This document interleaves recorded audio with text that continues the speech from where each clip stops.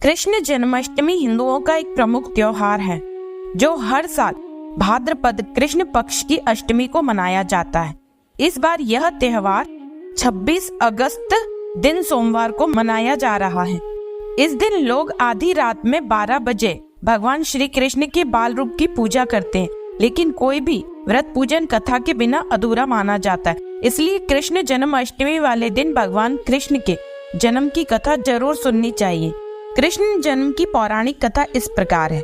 स्कंद पुराण के अनुसार द्वापर युग में मथुरा में उग्रसेन नाम के एक राजा हुए जो स्वभाव से सीधे साधे थे, जिसकी वजह से उनके पुत्र कंस ने ही उनका राज्य हड़प लिया और स्वयं मथुरा का राजा बन बैठा। कंस की एक बहन देवकी थी। कंस उससे बहुत प्रेम करता था। देवकी का विवाह वासुदेव से हुआ तो विवाह संपन्न होने के बाद कंस स्वयं ही रथ हाँकते हुए बहन को ससुराल छोड़ने के लिए निकल पड़ा।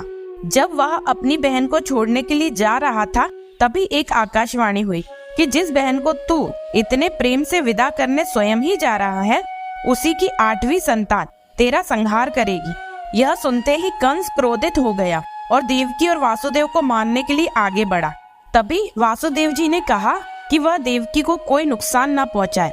वासुदेव ने कहा कि वह स्वयं ही देवकी की 8वीं संतान कंस को सौंप देगा। इसके बाद कंस ने उन दोनों को मारने के बजाय कारागार में डाल दिया। इस तरह कारागार में ही देवकी ने अपनी 7 संतानों को जन्म दिया और कंस ने एक एक करके सभी को मार दिया। इसके बाद जैसे ही देवकी की 8वीं संतान होने को थी, वैसे ही कंस ने कारागार का पहरा और भी कड़ा कर दिया। तब भाद्रपद माह के कृष्ण पक्ष की अष्टमी को रोहिणी नक्षत्र में कान्हा का जन्म हुआ। तभी श्री विष्णु ने वासुदेव को दर्शन देकर कहा कि वह स्वयं ही उनके पुत्र के रूप में जन्म ले रहे हैं। उन्होंने यह भी कहा कि वासुदेव उन्हें वृंदावन में नंद बाबा के घर छोड़ आए और यशोदा जी के गर्भ से जन्मी कन्या को कारागार में ले आए। यशोदा जी के गर्भ से जन्मी कन्या कोई और नहीं बल्कि स्वयं माया थी। यह सब कुछ सुनने के बाद वासुदेव जी ने ठीक वैसा ही किया। भगवान कृष्ण का जैसे ही जन्म हुआ, वासुदेव जी ने उन्हें अपनी गोद में उठाया। कारागार के ताले खुद ही खुल गए। पहरेदार गहरी नींद में सो गए। फिर वासुदेव जी कन्हैया को टोकरी में रखकर वृंदावन की ओर निकल पड़े। कहते हैं कि उस समय यमुना जी पूरे उफान पर थी। वासुदेव जी ने टोकरी को सिर पर रखा और यमुना जी को पार करके नंद बाबा के घर पहुँचे। वहाँ कन्हैया को यशोदा जी के पास रखकर कन्या को लेकर मथुरा वापस आ गए। जब कंस को देवकी की 8वीं संतान के बारे में पता चला तो वह कारागार पहुंचा। उसने देखा कि देवकी की 8वीं संतान तो कन्या है, लेकिन फिर भी वो उसे जैसे ही जमीन पर पटकने लगा कि वह माया रूपी कन्या आसमान में पहुंचकर बोली कि रे मोर, मुझे मारने से क्या होगा?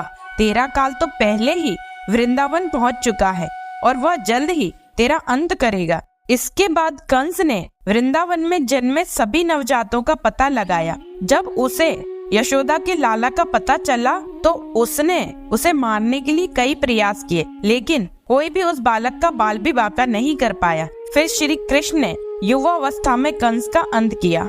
मान्यता है कि जन्माष्टमी पर श्री कृष्ण जन्म की यह अद्भुत कथा सुनने मात्र से ही समस्त पापों का नाश हो जाता है, साथ ही कन्हैया की कृपा बरसती है।